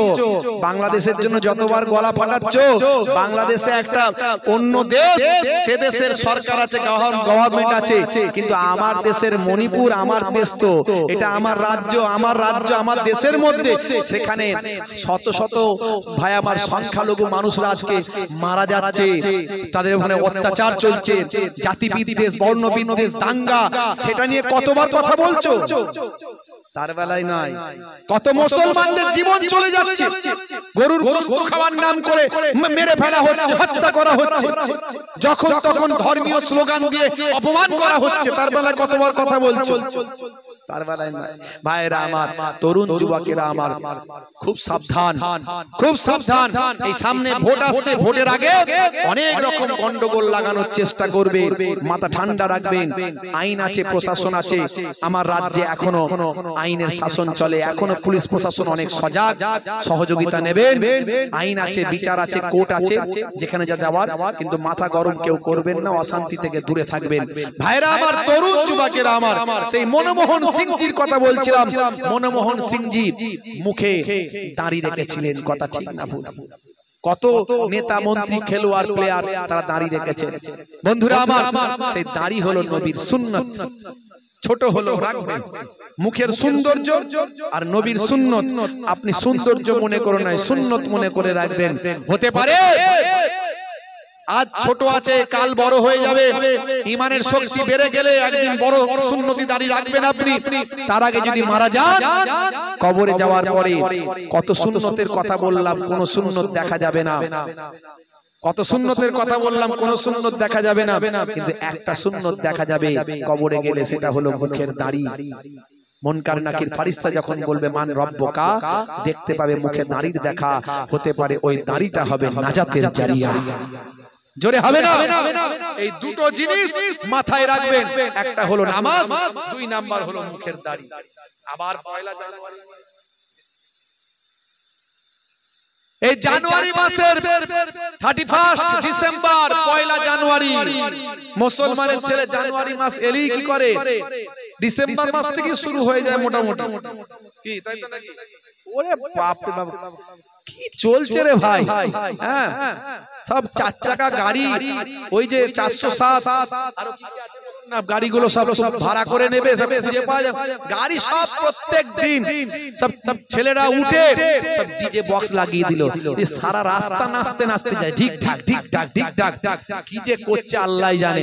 মিলাদুন নবীতেও যায়, ঈদের দিনে ফার্স্ট কাতারে নামাজও পড়ে ভাই, আবার পয়লা জানুয়ারি, 1 জানুয়ারি, 31 ডিসেম্বর, 26 ডিসেম্বর ভাই আমার পিকনিক করতে যায়, সেখানে গিয়ে সিগারেটের ধোঁয়া তো মারে, সিগারেট চালায়, মাঝে মাঝে কিছু ছেলে বলে নাকি লাল পানিও খায়, শুনেছি লাল পানিও খায় ওরা। হুজুর জানেন না ওরা লাল পানিও চালায়? হায় রে হায়, এগুলো হারাম। মুসলমান একে তো শব্দ দূষণ করছো, যারা করে যেই করুক না কেন, তুমি কেন করবে? এই যে ডিজের আওয়াজ মারাত্মক ভয়ঙ্কর, এমনি মাইকের আওয়াজ, বিভিন্ন ধর্মের ধর্মগুরু ধর্মশাস্ত্রের ভাই আমার আলোচনা, ওয়াজ, বক্তব্য, ভাই আমার কীর্তন যারা যারা আছে, সেগুলো একটা আলাদা সাউন্ড, কিন্তু ডিজের সাউন্ড মানে একদম পুরো এলাকা যেন মনে হচ্ছে থরথর করে কাঁপে। তারপরে মুসলমানের ছেলেরা সেখানে গিয়ে নাচ, অশ্লীলতা, ভাই আমার ইসলামে নিষেধ। আমি আপনাদের কাছে বলবো, হে যুবকেরা, পরিবর্তন হন, পরিবর্তন হন। ইসলামে এই সমস্ত অন্যায় খারাপ আচরণগুলো করা চলবে না, কঠিন গুনাহের অন্তর্ভুক্ত হয়ে যাবে। ভাইরা আমার, তরুণ যুবকেরা আমার, মাথায় রাখবেন, এই পয়লা জানুয়ারি ভাই আমার, জানুয়ারি মাসের ট্যুর, আপনার ডিসেম্বর মাসের ট্যুর, আপনি ট্যুর করতে পারেন, কিন্তু এই ট্যুর মনে করে আপনি যে এই ডিজে গান বাজনা অশ্লীলতায় মেতে উঠবেন, এটা ইসলামে কঠোরভাবে নিষেধ। আর এতে বিভিন্ন রকম অন্যায় অপরাধে মানুষ লিপ্ত হওয়ার সম্ভাবনা থাকে। আপনি নিজের ভবিষ্যৎও নষ্ট করে ফেলবেন, শারীরিকভাবেও আপনি ক্ষতিগ্রস্ত হবেন। মদ, সিগারেট, এই সমস্ত নেশাগ্রস্ত নেশার জিনিসগুলো শরীরের জন্য ক্ষতি। আমি আপনাদের অনুরোধ করব, ইসলামেও যেমন হারাম, এই কাজগুলো করবেন না, এগুলো থেকে দূরে থাকবেন যুবকেরা। যাই হোক, প্রত্যেকে 3 বার সূরা ফাতিহা, আলহামদুলিল্লাহ শরীফ, 3 বার সূরা ইখলাস, কুল হুয়াল্লাহ শরীফ, 3 বার দরুদ শরীফ পাক তেলাওয়াত করে আখেরি মোনাজাত করা হবে।